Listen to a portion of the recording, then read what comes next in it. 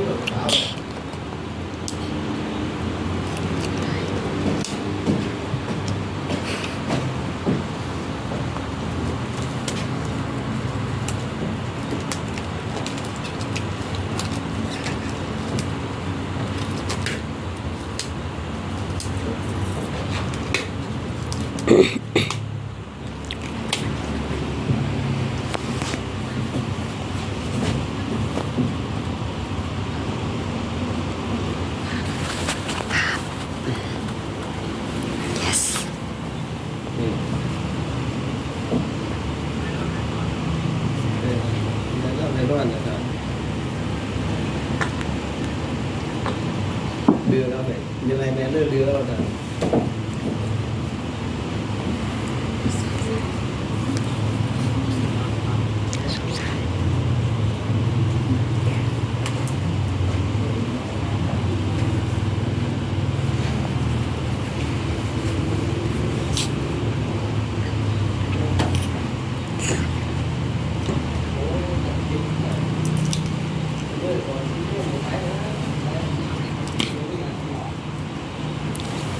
เสียงแน่น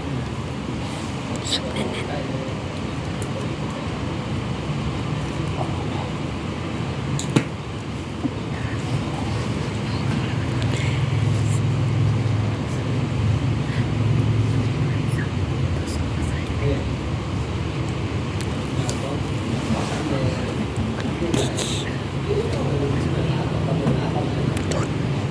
ดูดยา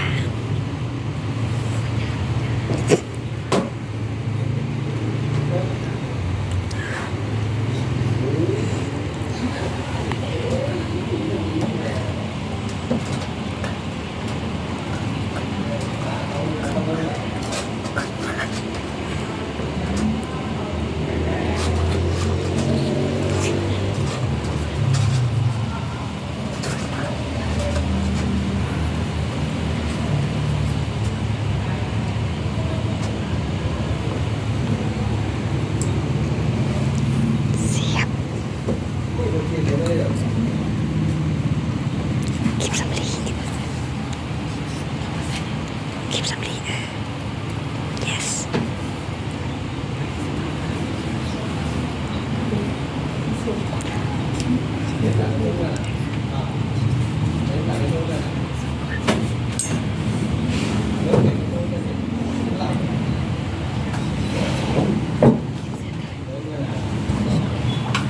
เสร็จก็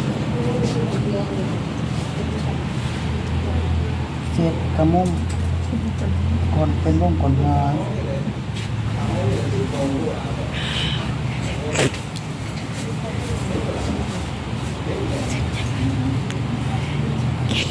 ยำใหญ่ไก่ตก เจ็ดที่ไงไก่โต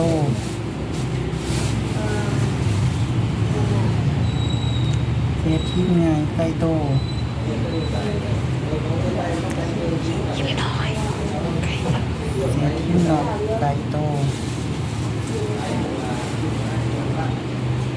เจ็ดที่นอนไก่โตเจ็ดบริเวณที่จะแง่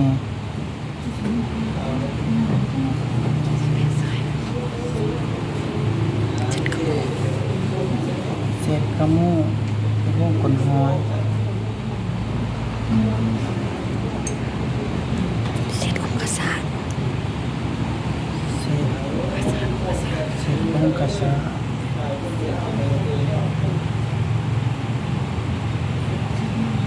เจ็ดบริเวณที่จะแง่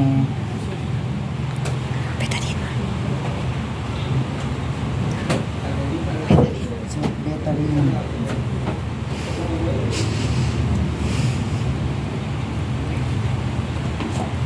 เจ็ดเบตาลีนบริเวณที่จะแง่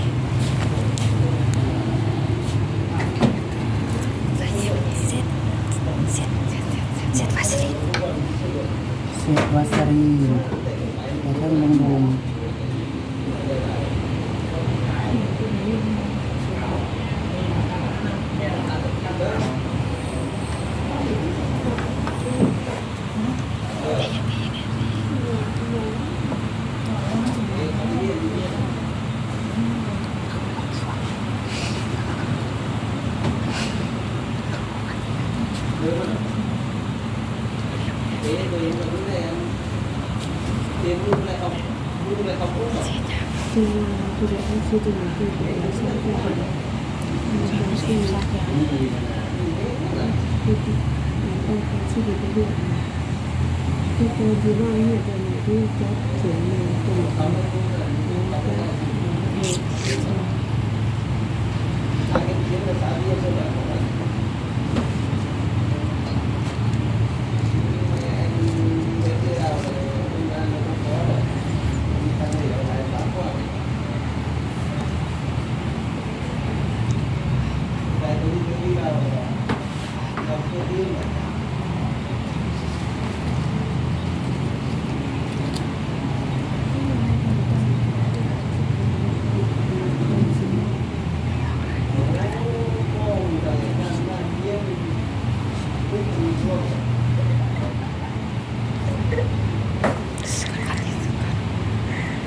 สกอตเทป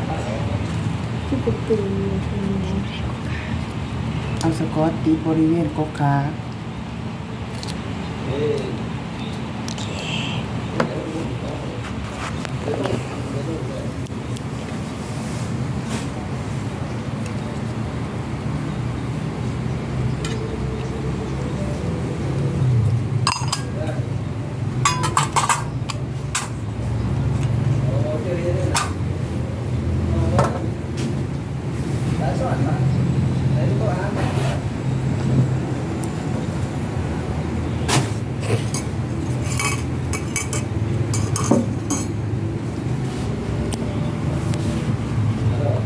อันเนี้ยเด้อ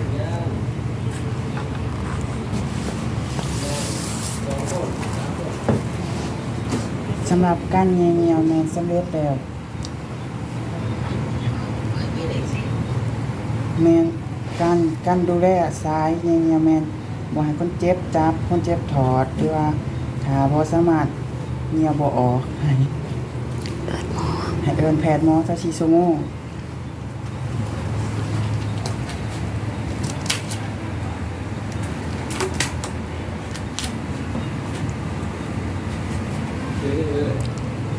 กระแปงกระแปงใส่ปืนในมือใส่ไปเอาปืนปึ๊บปึ๊บปึ๊บปึ๊บปึ๊บ